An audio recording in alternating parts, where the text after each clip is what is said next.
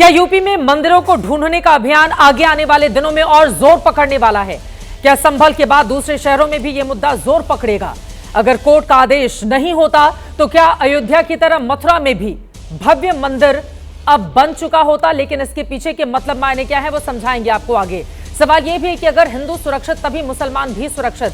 अपनी सरकार के 8 साल पूरे होने के मौके पर यूपी के सीएम योगी आदित्यनाथ ने अपने लंबे इंटरव्यू में वैसे तो कई मुद्दों पर खुलकर बातचीत की है, लेकिन संभल, मथुरा और सांप्रदायिक दंगों को लेकर उनके बयान की इस इंटरव्यू में सबसे ज्यादा चर्चा हो रही है। योगी ने साफ कर दिया कि कोर्ट के आदेश का पालन करने की वजह से ही मथुरा में यथास्थिति बनी हुई है, नहीं तो वहां पर बहुत कुछ हो गया होता।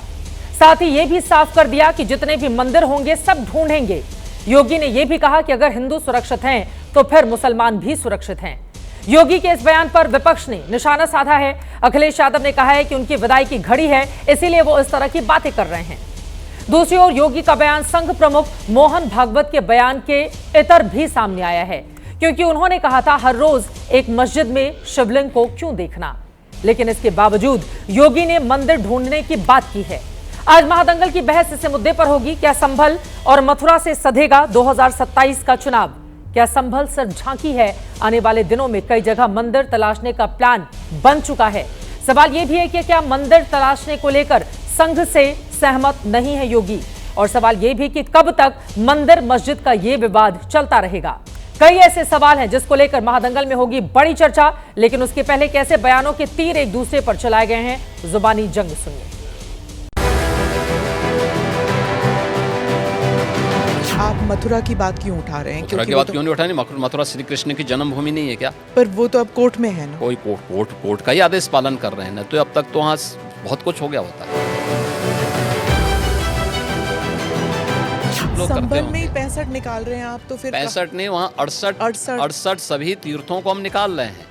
54 से अधिक निकल चुके हैं और बाकी सभी को ढूंढ रहे हैं। शास्त्रीय प्रमाण उसके मौजूद हैं, उनको दिखा रहे हैं कहाँ कहाँ हैं। जिसने भी कब्जे किए होंगे उनको एक एक करके सबको निकालेंगे। कितने मस्जिद फिर निकलेंगे? मस्जिद देखिए, सवाल मस्जिद का नहीं है, जितने अतिक्रमण होंगे वो अतिक्रमण हटेंगे। जितने भी होंगे सब ढूंढेंगे, सब निकालेंगे। दुनिया को बोलेंगे कि भगवान ने जिसको आंखें दी हैं वो आके देखो तो क्या हुआ था संभल में। देखिए, संभल एक सच्चाई है।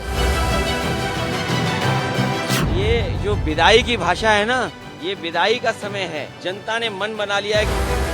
100 हिंदू परिवारों के बीच में एक मुस्लिम परिवार सबसे सुरक्षित रहता है, लेकिन मैं कहता हूँ 100 परिवारों के बीच में एक हिंदू की बात तो दूर करिए, 100 मुस्लिम परिवारों के बीच में 50 हिंदू सुरक्षित रह सकता है क्या? नहीं रह सकता। अब बांग्लादेश आपके सामने उदाहरण है। हम तो सबके बीच सबको समान भाव से देख रहे हैं।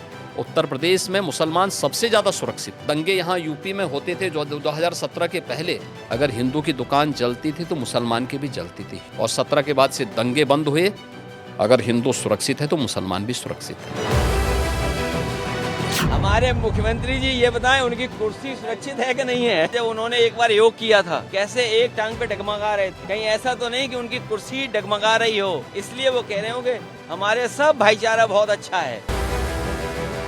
सही कह रहे हैं, मुसलमान इतना ज़्यादा सुरक्षित है हमारे यहाँ बिल्कुल कि संभल के अंदर 5-5 लोगों की जान ले ली गई है, और प्रदेश के अंदर कई बार मॉब लिंचिंग हो चुकी है।